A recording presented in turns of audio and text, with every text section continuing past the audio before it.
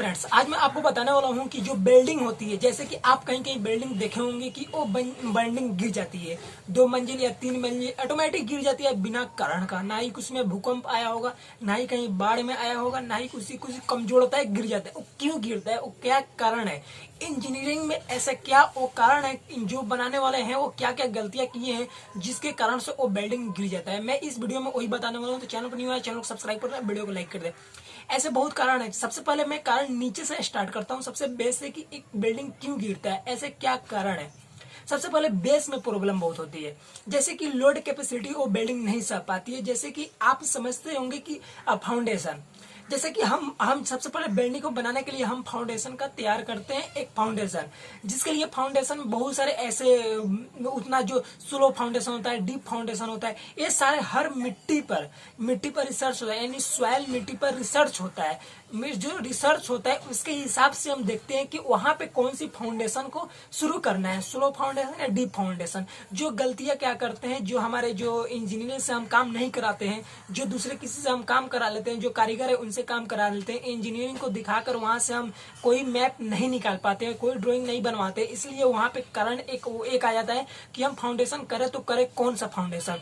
मिट्टी में बहुत डिफरेंट होता है, जैसे कि आप देखे होंगे राजस्थान में दूसरा मिट्टी होगा, बिहार में दूसरा मिट्टी होगा, हर जगह दूसरा दूसरा मिट्टी होता है। तो वहां पे हर डिफरेंट का फाउंडेशन होता है।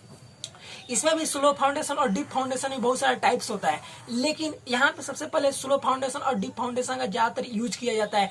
तो यहाँ पे सबसे पहले ये प्रॉब्लम हो गया। दूसरा प्रॉब्लम ये होता है कि फाउंडेशन में जो मटेरियल यूज होते हैं, जैसे कि बहुत सारे ऐसे मटेरियल यूज होता है, सीमेंट, एग्रीगेट, कंक्रीट, वाटर, ऐसे बहुत सारे छड़, ईंटे, सब सारे ऐसे क्वालिटी यूज करता है, लेकिन यूजफुल क्वालिटी नहीं दे पाते हैं। अच्छे से उस क्वालिटी को हम यूज नहीं कर पाते हैं। यानी हम जो सीमेंट लाते हैं वो 1 साल पुराना रहता है, जो ईंट लाते हैं वो एक दूसरे से हम टकरा कर चेक करते हैं ना, कितना उसका कैपेसिटी सहने का है, ताकि वो कितना स्ट्रेंथ हो दे रहा है, तो वो नहीं रहता है।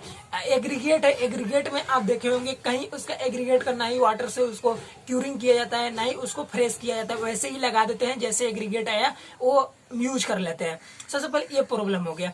उसके बाद क्यूरिंग का आता है, जैसे कि हम फाउंडेशन को करते हैं तो क्यूरिंग सबसे ज्यादा फाउंडेशन में ही लगता है, क्योंकि जब बेस मजबूत रहेगा तब जो हमारे बिल्डिंग बनेगी वो ज्यादातर लोड कैपेसिटी सहने के लिए अच्छा रहेगा। तो यहाँ पे सबसे पहले यहाँ पे एक प्रॉब्लम एज ए क्यूरिंग अच्छे से नहीं दे पाते हैं। जो क्यूरिंग होता है 28 डे के रहता है ढलाई का, यानी जो छत बनती है उसके लिए रहता है, और जो ईंटे और जो फाउंडेशन के लिए रहता है और 2 टाइम क्यूरिंग रहता है या 3 टाइम क्यूरिंग रहता है, एक सुबह में, एक दोपहर में, एक शाम को।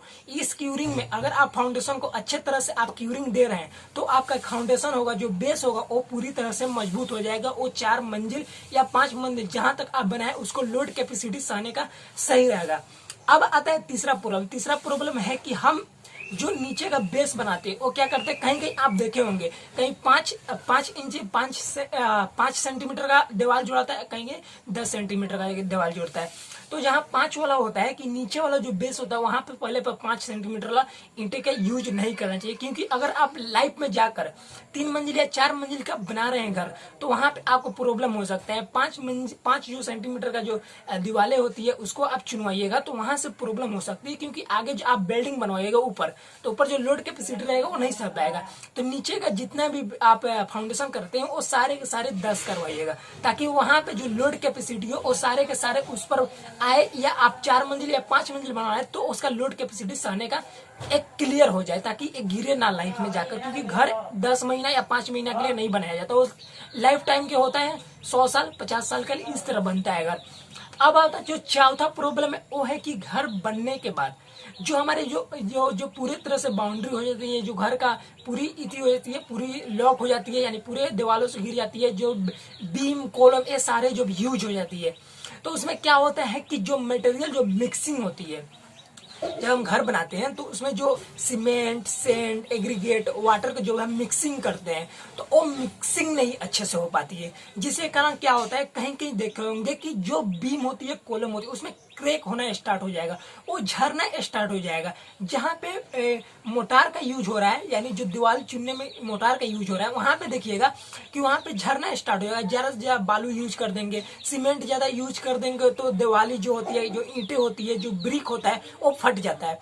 तो ऐसे बहुत सारे ऐसे प्रॉब्लम है। तो इसलिए आपको ये बताना चाह रहा हूँ कि इस तरह के आप गलती मत करवाइएगा। अगले जो भी आप घर बनवा रहे हैं, आप इंजीनियर हैं या आप अपने घर को अपना खुद घर का ड्राइंग कर रहे हैं, बनवा रहे हैं, तो सबसे पहले इस मटेरियल को ध्यान में रखना पड़ेगा कि कहाँ पे किस तरह के मटेरियल का यूज करना पड़ेगा। क्योंकि इंजीनियरिंग आप पढ़ते होंगे तो वहां पे आप देखिएगा बहुत सारे टेस्टिंग होता है, सॉइल टेस्टिंग होता है, ब्रिक टेस्टिंग होता है, कंक्रीट टेस्टिंग होता है, एग्रीगेट टेस्टिंग होता है, सीमेंट टेस्टिंग होता है, वाटर लेड टेस्टिंग होता है। आपको मालूम होना चाहिए कि ये सारे चीज टेस्टिंग हो तब यूज करते हैं। तो इसीलिए समझिए कि जो भी कारीगर होता है उन्हें आप समझा पाए, इसलिए मेरे वीडियो का पर्पज यही है। तो चौथा पॉइंट, जो पांचवा प्रॉब्लम है, वो है कि हम जो बिल्डिंग बनवाते हैं तो हम जो छत रहता है, जो छत, उसका मानिए कि अगर आप बिल्डिंग बनवा लिए, अगर उसका कैपेसिटी नहीं सहने के लिए, तो हम छत पे क्या करते हैं, टैंक लगवा देते हैं वाटर का। जब हम टैंक लगवाते हैं तो वो सही जगह नहीं लग पाता है। देखिए वाटर का जो टैंक होता है, वो सबसे पहले आप घर का द्वार जो होता है उसके आगे वाटर का टैंक कभी नहीं लगवाना चाहिए, क्योंकि ज्यादातर लोड वो नहीं सह पाता है। आगे का जो भी बनता है, आगे ज्यादा लोड रहता है, उस पर और लोड रख दीजिएगा तो वहां से कैपेसिटी नहीं सह, इसलिए पीछे रखना चाहिए। पीछे जो भी वाटर टैंक है उसको पीछे रखना चाहिए, ताकि जो भी पानी जब फुल हो जाए तो वो पानी गिरे, वो पीछे की लोड से गिर के आगे पे निकल जाए, और वही जो आगे रखिएगा वो डायरेक्ट आगे गिरेगा। तो आगे जो पानी जब गिरेगा तो वहां से उसका जो बेस होती है वो कमजोर कर सकता है। तो ये आप बात ध्यान रखिएगा जब आप ड्राइंग का वास्तु के हिसाब से ड्राइंग कैसे बिल्डिंग को बनाना है, ड्राइंग कैसे बनाना है, जब ये पढ़िएगा तो आपको समझ में आ जाएगा कि कौन चीजें कहाँ पे रहेगी, बेडरूम कहाँ रहता है, किचन कहाँ रहता है, पूजा घर कहाँ रहता है, और आपका सारी चीजें मैनेज करना किस तरह के वास्तु के हिसाब से बिल्डिंग बनता है, आपको समझ में आ जाएगा। उस वक्त कहिएगा तो इस पर मैं वीडियो बना दूंगा। अगर आप कमेंट सेक्शन में करें तो इस पर वीडियो बन सकता है। अब आता है जो छठा प्रॉब्लम है, वो है कि जब हम प्लास्टर करवाते हैं, जैसे कि बिल्डिंग बना लिए, प्लास्टर हम करवा दिए, लेकिन उसमें जो प्लास्टर हुई रहती है, वो सीमेंट की क्वालिटी अच्छी नहीं रहती है। जैसे कि बहुत सारे कारीगर बोल देंगे कि ये सीमेंट ला दो, ये सीमेंट से प्लास्टर हो जाएगा, ये सीमेंट से प्लास्टर हो, लेकिन आपको प्लास्टर होने के लिए आपको सबसे पहले 33 ग्रेड का सीमेंट का यूज करना पड़ेगा। देखिए ग्रेड 3 होता है, ग्रेड समझाया होगा, आप प्ले लिस्ट में वीडियो जाकर कोई देख सकते हैं, उसमें मैं बताया होगा कि जो ग्रेड होता है सीमेंट का वो 3 होता है, 33, 43, 53।